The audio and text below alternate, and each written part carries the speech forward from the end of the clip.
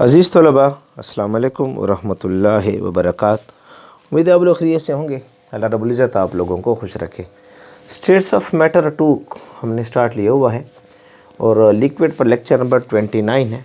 आज का जो हमारा लेक्चर है वो हमारे पास मौजूद है molar heat of fusion. Molar heat of fusion, molar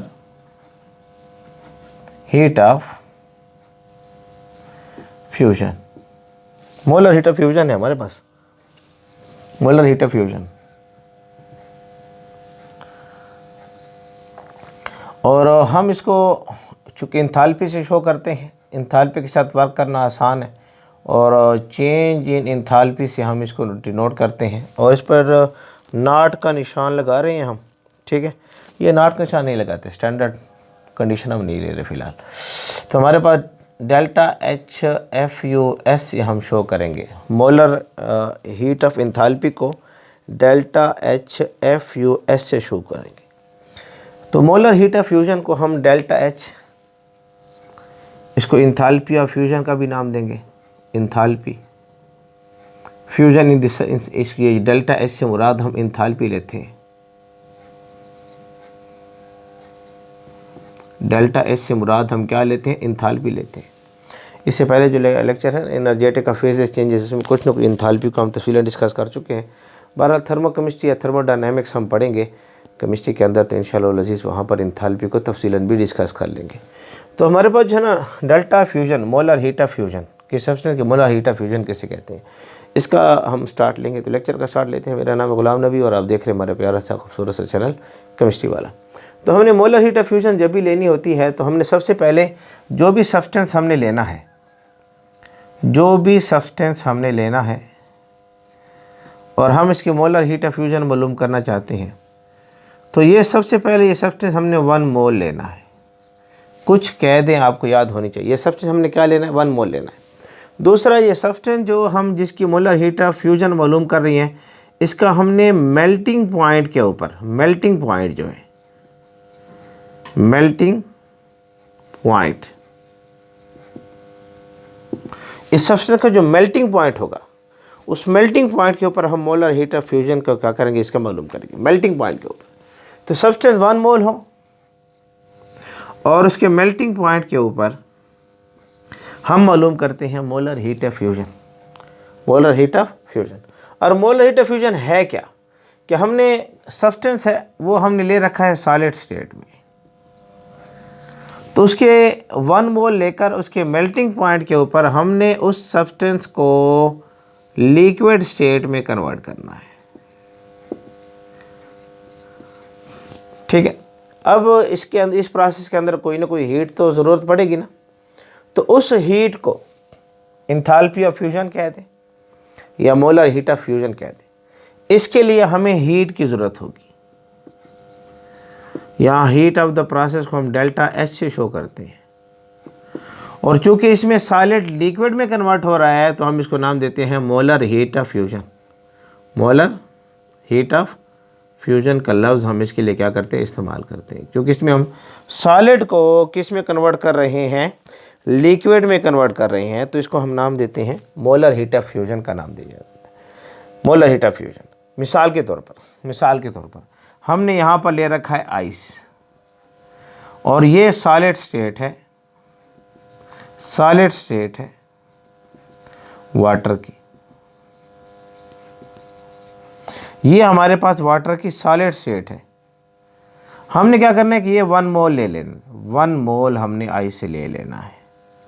1 मोल हमने क्या लेना है? आइस ले लेना। इसको हम हीट करें और आइस का जो मेल्टिंग पॉइंट है ना, मेल्टिंग पॉइंट, अब आइस का मेल्टिंग पॉइंट तो वही है ना, वाटर वाला है। मेल्टिंग पॉइंट जो है वो क्या है? 0 डिग्री सेंटीग्रेड, 0 डिग्री सेंटीग्रेड। ठीक है, तो ये हमारे पास जो है आइस जो है वाटर में कन्वर्ट हो जाएगा, यानी लिक्विड स्टेट जो है ना वाटर की, उसमें कन्वर्ट हो जाएगा। इसके लिए जो हमें हीट ज़रूरत है ना, डेल्टा एच, जिसने सॉलिड को लिक्विड में कन्वर्ट किया है, उसके मेल्टिंग पॉइंट के ऊपर उसको नाम दिया जाएगा मोलर हीट ऑफ फ्यूजन। और 1 मोल ऑफ आइस को जब आप लिक्विड में कन्वर्ट करना चाहते हैं तो यहाँ पर हीट जो ज़रूरत होती है 6.02 किलो जूल पर मोल, 6.02 किलो जूल पर मोल। ये हीट जो है यहाँ पर ज़रूरत होती है। प्लस लगा रहे हैं क्योंकि यहाँ पर हीट एब्ज़ॉर्ब होगी। प्लस से मुराद क्या है, यहाँ पर हीट क्या हो रही है, एब्ज़ॉर्ब हो रही है। एब्ज़ॉर्ब्ड हीट क्या हो रही है, एब्ज़ॉर्ब्ड हो रही है। हीट हम देंगे, हीट को जज़ब करेगा ना सॉलिड, तभी लिक्विड में कन्वर्ट होगा। तो 1 मोल अगर आप कोई सब्सटेंस लेते हैं सॉलिड, ये यहाँ कैद लगाना ज़रूरी है, 1 मोल का होना ज़रूरी है, एक बात। और उसके बाद जो है आप उसके मेल्टिंग पॉइंट के ऊपर उस सॉलिड को लिक्विड में कन्वर्ट करते हैं। इसके लिए जो हीट एब्ज़ॉर्ब होगी और सॉलिड लिक्विड में कन्वर्ट हो जाए, that is molar heat of fusion का नाम दिया जाएगा। ये इसके डिफिनीशन के अल्फाज हैं, आसान से अल्फाज हैं, ये इसके डिफिनीशन के अल्फाज हैं। इसको मोलर हीट ऑफ फ्यूजन का नाम दिया जाएगा। बात समझ आ रही है कि नहीं आ रही? इसके लिए जो है ये क्योंकि इसमें हीट एब्ज़ॉर्ब हुई है तो हम इसको नाम देते हैं एंडोथर्मिक प्रोसेस। एंडोथर्मिक प्रोसेस का लफ्ज़ हम इसके लिए इस्तेमाल कर सकते हैं। एंडोथर्मिक प्रोसेस है। अच्छा, मैंने रिएक्शन नहीं लिखा है, प्रोसेस लिखा है। प्रोसेस, रिएक्शन तो नहीं हो रहा ना, कोई केमिकल रिएक्शन तो नहीं हो रहा ना, प्रोसेस हो रहा है। फिज़िकल चेंज हो रही है, फिज़िकल स्टेट जो है ना वो चेंज हो रही है। फिज़िकल स्टेट जो है ना वो चेंज हो रही है, कोई केमिकल रिएक्शन नहीं हो रही, इसलिए मैंने प्रोसेस लिखा हुआ है। फिज़िकल चेंज है, फिज़िकल स्टेट जो है ना, हाँ वो चेंज हो रही है। इसको हम फेस चेंज भी क्या नाम दे सकते हैं, मैंने पिछले लेक्चर में बताया था, फेस चेंज। फेस चेंज का लफ्ज़ भी इसके हम इस्तेमाल करते हैं, फेस चेंज हो रही है। और इसके लिए जो हमें हीट ज़रूरत है, इस हीट को एनर्जी कहें। ये हीट हमें इसको एनर्जी का नाम दे दें, एनर्जी, ENERGY। इसको एनर्जेटिक का फेस चेंज का लफ्ज़ मैंने लिखा था पिछले लेक्चर में, यूट्यूब पर जाए, energetics of phases changes, phases changes, energetics of phases changes जो हो रही है उसको पिछले लेक्चर में चेक करें, उसके बाद तफसीलन बात हो चुकी है। यूट्यूब पर टाइप करें energetic of phases changes states of matter to liquid by chemistry वाला, तो तफसीलन बात हो चुकी। तो ये फेज चेंज हो रही है, एंडोथर्मिक प्रोसेस है। और इसमें क्या होगा कि 1 मोल सॉलिड आपने लेना है, उसके मेल्टिंग पॉइंट के ऊपर आपने इसको लिक्विड में कन्वर्ट कर देना है। उस वक्त जो हीट हमारे पास ज़रूरत होगी इस सॉलिड को लिक्विड में कन्वर्ट करने के लिए, इसको मोलर हीट ऑफ फ्यूजन का नाम दिया जाए। तो आपके पास डिफिनीशन के अल्फाज क्या हैं, द अमाउंट ऑफ हीट, लिख लें अपने पास डिफिनीशन का, the amount of heat, the amount of heat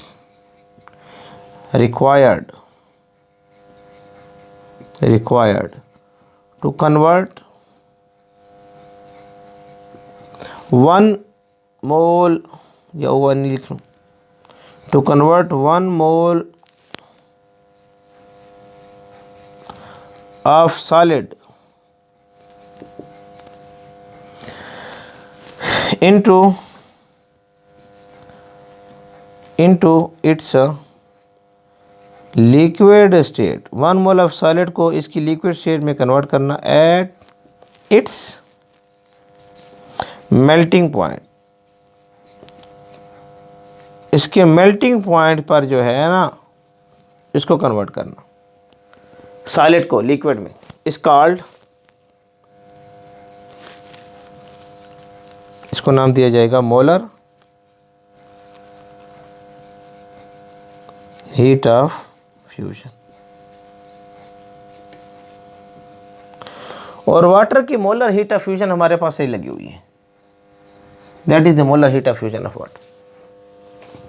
अब ये जो हमारे पास है ना, इसका मोलर हीट ऑफ फ्यूजन जो है ये हमें डायरेक्ट इंडिकेशन देती है इंटरमॉलिक्यूलर फोर्सेस की स्ट्रेंथ के बारे में, हमें बताती है कि किसकी इंटरमॉलिक्यूलर फोर्स स्ट्रेंथ मॉलिक्यूल्स के दरमियान ज़्यादा है, किसकी कम है।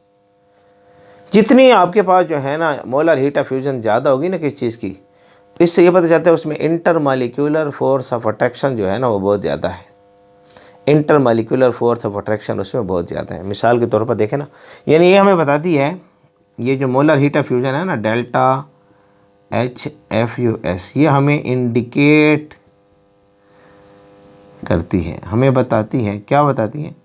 Strength of intermolecular forces, strength of intermolecular forces.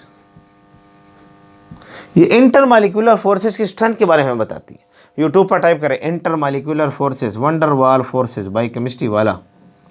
इसी को वंडर वाल फोर्सेस भी तो कहते हैं, wonder Waals forces. Van der Waals forces states of matter 2 liquid, wonder Waals forces state of matter 1 gases bye chemistry वाला। लिक्विड में, gases में, ये आपको मिल जाएगा, ठीक है। States of matter, wonder Waals forces states of matter bye chemistry वाला लिख के। Wonder Waals forces intermolecular force के ऊपर तफसीलन बात हो चुकी है, इसकी स्ट्रेंथ, इसके ऊपर MCQs, इसको मैं डिटेल से बता चुका हूँ। ये हमें जो डेल्टा H फ्यूजन है ना, हमें इंडिकेट करती है, बताती है स्ट्रेंथ ऑफ इंटरमॉलिक्यूलर फोर्सेस। किसी चीज़ की डेल्टा हीट ऑफ फ्यूजन जितनी ज़्यादा होगी, किसी चीज़ के अंदर डेल्टा हीट ऑफ फ्यूजन जितनी ज़्यादा होगी, उतनी उसकी जो स्ट्रेंथ है ना, स्ट्रेंथ वे भी ज़्यादा होगी। जितनी हमारे पास जो है delta heat of fusion, delta heat of fusion हमारे पास मोलर हीट ऑफ फ्यूजन ज़्यादा होगी ना, उतनी स्ट्रेंथ जो होगी ना वो ज़्यादा होगी। मिसाल के तौर पर जैसे मैंने यहाँ पर लिखा हुआ है, ये अगर मैं लिखता हूँ, लेट्स सपोज मैं कहता हूँ कि जी मुझे बताएं कि H2O है और NH3 है, इन दोनों में इंटरमॉलिक्यूलर फोर्सेस तो हैं, इसमें भी इंटरमॉलिक्यूलर फोर्सेस हैं, इंटरमॉलिक्यूलर फोर्सेस हैं, इसके अंदर भी इंटरमॉलिक्यूलर फोर्सेस है, इसमें हाइड्रोजन बॉन्ड है, इसमें भी हाइड्रोजन बॉन्ड है, दोनों में हाइड्रोजन बॉन्ड है। इसकी जो मोलर हीट ऑफ फ्यूजन मैंने आपके सामने लगाई है अभी, डेल्टा HFUS मैंने लगाई है, कितनी लगाई हुई है? 6.02 किलो जूल पर मोल, 6.02 किलो जूल पर मोल। इसकी जो है हमारे पास NH3 की delta H of fusion, delta H of fusion NH3 की हमने नोट की हुई है 5.65 किलो जूल पर मोल। ये हाइड्रोजन बॉन्डिंग के ऊपर मैंने तफसीलन बात, यूट्यूब पर जाए hydrogen bonding states of matter 2 liquid by chemistry वाला, तफसीलन डेप्थ में इस पर बात हुई है, इसमें हर चीज़ मैंने एक्सप्लेन की हुई है। MCQ, इसकी प्लेलिस्ट, इसकी पानी के ऊपर क्या असरात पड़ रहे हैं, पानी की फिजिकल प्रॉपर्टीज पर क्या असरात पड़ रही हैं, हाइड्रोजन बॉन्डिंग को कंपेयर किया गया है, ट्रिक्स बताए गए हैं। पानी हाइड्रोजन बॉन्ड 4 हाइड्रोजन बॉन्ड बनाता है, कोई मॉलिक्यूल 2 बनाता है, कोई 1 बनाता है, क्यों बनाता है, कैसे बनाता है, सारी डिटेल से बात हो चुकी है हाइड्रोजन बॉन्डिंग के ऊपर। अब दोनों की अब देख लें, इसकी molar heat of fusion check करें 6.02, इसकी molar heat of fusion check करें 5.65। किसकी ज़्यादा है? पानी की। तो इससे पता चलता है कि स्ट्रेंथ ऑफ इंटरमॉलिक्यूलर फोर्स या हाइड्रोजन बॉन्ड जो है ना, वो पानी का स्ट्रांग है। पानी का इंटरमॉलिक्यूलर फोर्स जो है ना, इंटरमॉलिक्यूलर फोर्सेस पानी की स्ट्रांग है। इसकी वजाहत हम कर चुके हैं, ठीक है।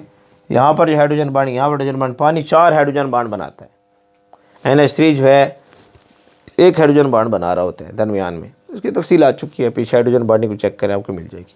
तो हमें जो है ना हीट ऑफ फ्यूजन जो है ना, मोलर हीट ऑफ फ्यूजन, ये हमें जिसकी ज़्यादा होगी ना, उसके अंदर इंटरमॉलिक्यूलर फोर्स स्ट्रेंथ और भी ज़्यादा होगी। अच्छा, अगर मैं इनमें से आपके सामने जो है ये ले लो, मिथानॉल CH3 यहाँ O, ठीक है, और यहाँ H है, ये CH2OH है ना, ये मिथानॉल, इसमें भी हाइड्रोजन बॉन्ड है, इसमें भी हाइड्रोजन बॉन्ड है, लेकिन इसकी जो मोलर हीट ऑफ फ्यूजन है, इसकी मोलर